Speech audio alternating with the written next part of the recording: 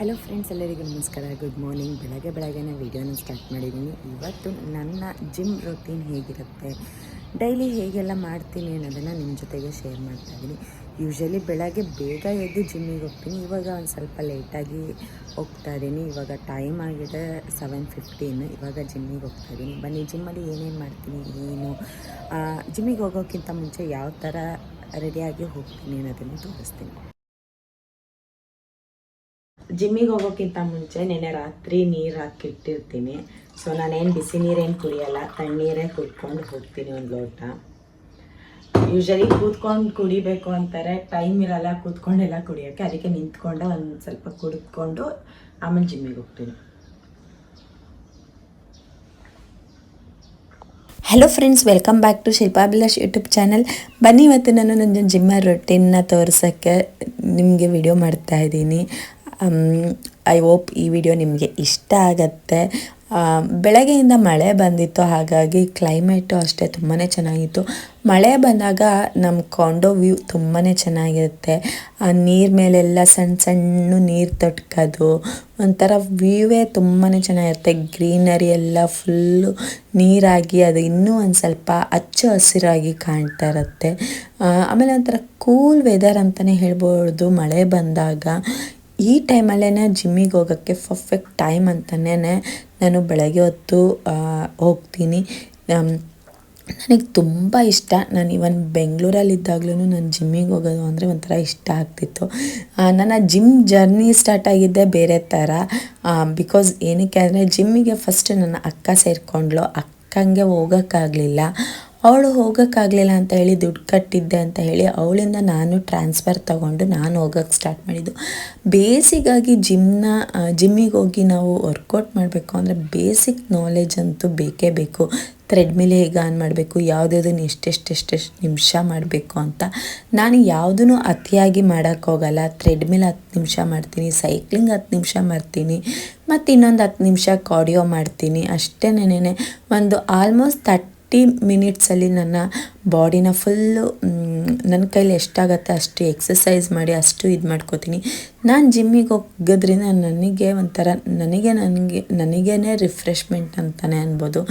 ಜಿಮ್ಮಿಗೆ ಹೋಗಿದ್ದಿನ day full energy ಆಗಿರ್ತೀನಿ. ಏನೋ ಒಂದು ಸ್ವಲ್ಪ ಸುಸ್ತು ಏನೇ ಒಂದಾದ್ರೂ ಅದನ್ನು ಬ್ಯಾಲೆನ್ಸ್ ಮಾಡ್ಕೊಳ್ಳೋ ಅಷ್ಟು ಕೇಪಬಿಲಿಟಿ ನನ್ನ ಬಾಡಿಗಿರುತ್ತೆ ಅಂತ ನನಗೆ ಅನಿಸುತ್ತೆ. Personally I feel that. ಈಗ ಅಡಿಷ್ನಲ್ ಆಗಿ ನನಗೆ ಸೈಕ್ಲಿಂಗು ಸ್ಟಾರ್ಟ್ ಆಗಿದೆ. ಸೈಕಲ್ ಇರೋದ್ರಿಂದ ಸೈಕ್ಲಿಂಗ್ ಅಂದಿದ ತಕ್ಷಣ ನಾನು ಯಾವುದೇ ಏನೋ ಹೈಕಿಂಗ್ ಎಲ್ಲ ಹೋಗಲ್ಲ. ಜಸ್ಟ್ ನಾನು ನನ್ನ ಮಗನ ಸ್ಕೂಲಿಗೆ ಬಿಡು, ಪಿಕ್ ಮಾಡು, ಅದೇ ನನಗೆ ಒಂಥರ ಸೈಕ್ಲಿಂಗ್ ಆಗಿ ಒಂಥರ ಖುಷಿ ಅಂತಲೇ ಹೇಳ್ಬೋದು. ತುಂಬ ಖುಷಿಪಟ್ಟು ನಾನು ಜಿಮ್ನ ಮಾಡ್ತೀನಿ. ನಾನೇನು ವೆಯ್ಟ್ ರೆಡ್ಯೂಸ್ ಮಾಡಬೇಕು ಇಲ್ಲ ವೆಯ್ಟ್ನ ಮೇಂಟೈನ್ ಮಾಡಬೇಕು ಅನ್ನೋ ರೀಸನ್ಗೆ ಜಿಮ್ಮಿಗೆ ಹೋಗಲ್ಲ. ನನಗೆ ಆವತ್ತಿನ ದಿನ ಎನರ್ಜಿಯಾಗಿರುತ್ತೆ ಅನ್ನೋದಕ್ಕೆ. ಎಷ್ಟೇ ಸುಸ್ತಾಗಿರು, ಏನೇ ಮಾಡು, ನಮಗೆ ಇಷ್ಟ ಆಗಿರೋದನ್ನು ಮಾಡಿದಾಗ ನಿಜವಾಗ್ಲೂ ಖುಷಿ ಆಗತ್ತೆ. ಏನೋ ಒಂದು ತೃಪ್ತಿ ಅಂತ ಸಿಗುತ್ತೆ. ಏನು ಎಲ್ಲರೂ ಜಿಮ್ಮೇ ಮಾಡಬೇಕು ಅಂತೆಲ್ಲ ಹೋಗಿ ಆಚೆ ಒಂದು 10 ನಿಮಿಷ ಓಡಾಡ್ಕೊಂಬಂದರೆ ಸಾಕು, ಏನೋ ಒಂಥರ ಖುಷಿ ಆಗುತ್ತೆ. ದೇಹದ ಭಾರ, ಮನಸ್ಸಿನ ಭಾರ ಹಗುರ ಆಗತ್ತೆ ಅಂತಲೇ ಹೇಳ್ಬೋದು. ನಾನು ಪ್ರತಿಯೊಂದೂ 10 ನಿಮಿಷ ಫಾಲೋ ಮಾಡಿ ಕ್ಲೀನಾಗಿ ಮಾಡ್ತೀನಿ. ನನಗೆ ಕಾಂಡೋ ಜಿಮ್ಮೇ ಸಾಕು ಅನಿಸತ್ತೆ ಇಷ್ಟು ಬೇಸಿಕ್ಕಾಗಿ ಮಾಡೋದಕ್ಕೆ. ಡೆಫಿನೆಟ್ಲಿ ಯಾರೂ ವೆಯ್ಟ್ ರೆಡ್ಯೂಸ್ ಮಾಡಬೇಕು ಅಂತ ಅದ್ರ ಹಿಂದೆನೇ ಓಡಬೇಡಿ. ಯಾಕೆಂದರೆ ಒಬ್ಬೊಬ್ಬರು ದೇಹ ಒಂದೊಂದು ಥರ ಇರುತ್ತೆ. ಅತಿಯಾಗಿ ವೆಯ್ಟ್ ರೆಡ್ಯೂಸ್ ಮಾಡೋದು, ಅತಿಯಾಗಿ ವೆಯ್ಟ್ನ ಗೇಯ್ನ್ ಮಾಡೋದು, ಅತಿಯಾಗಿ ತಿನ್ನೋದು, ನಾನು ನೋಡಿದ ಹಾಗೆ ತಿನ್ನೋರ್ಗಿಂತ ತಿಂದೇ ಇರೋರೇ ದಪ್ಪ ಇರೋದು ಸಾಮಾನ್ಯ ಅಂತಲೇ ಅನಿಸುತ್ತೆ.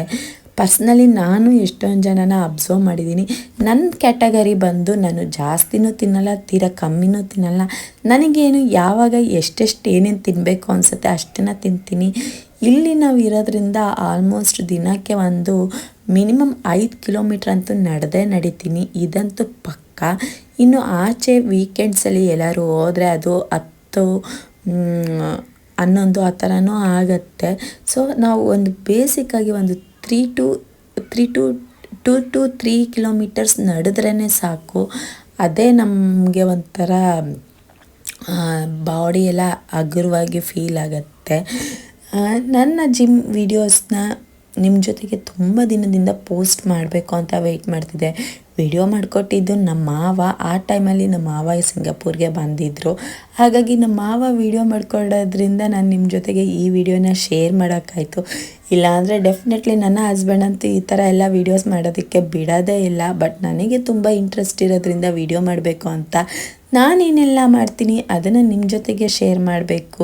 ಬಟ್ ಆ್ಯಕ್ಚುಲಿ ನಿಮಗೂ ಇದೇ ಥರ ವೀಡಿಯೋಸ್ನ ನೋಡೋದಕ್ಕೆ ಇಷ್ಟ ಆಗುತ್ತೆ ಅಂತ ಅನ್ಕೋತೀನಿ. ಪ್ರತಿಯೊಬ್ರದ್ದು ಒಂದೊಂದು ಥರ ರೊಟೀನ್ ಇರುತ್ತಲ್ವ. ಹಾಗಾಗಿ ನನ್ನ ರೊಟೀನ್ ಹೇಗಿದೆ ಪ್ರತಿಯೊಂದನ್ನು ಎಲ್ಲ ನಾನು ನಿಮ್ಮ ಜೊತೆಗೆ ತೋರಿಸೋದಕ್ಕೆ ಟ್ರೈ ಮಾಡ್ತಾ ಇದ್ದೀನಿ. ನಿಮ್ಮ ಸಪೋರ್ಟ್ ತುಂಬಾ ಮುಖ್ಯ ನನಗೆ. ಇನ್ನೂ ಯಾರು ನನ್ನ ಚಾನಲ್ನ ಸಬ್ಸ್ಕ್ರೈಬ್ ಮಾಡದೆ ನನ್ನ ವೀಡಿಯೋಸ್ನ ನೋಡ್ತಾ ಇದ್ದರೆ ಪ್ಲೀಸ್ ಈಗಲೇ ಹೋಗಿ ಸಬ್ಸ್ಕ್ರೈಬ್ ಮಾಡಿ. ಹಾಗೆ ವಿಡಿಯೋ ಇಷ್ಟ ಆದರೆ ಲೈಕ್ ಮಾಡಿ ಮತ್ತು ವಿಡಿಯೋ ಹೇಗೆ ಅನ್ನಿಸ್ತಿದೆ ಅಂತ ಹೇಳಿ ಕಮೆಂಟ್ ಮಾಡಿ ತಿಳಿಸಿ. ಮುಂದಿನ ವಿಡಿಯೋದಲ್ಲಿ ಸಿಗ್ತೀನಿ. ನಮಸ್ಕಾರ. ಇಲ್ಲಿಗೆ ನನ್ನ ಜಿಮ್ನು ಮುಗಿಸ್ಕೊಂಡು ನನ್ನ ಮನೆಗೆ ವಾಪಸ್ ಹೋಗ್ತೀನಿ.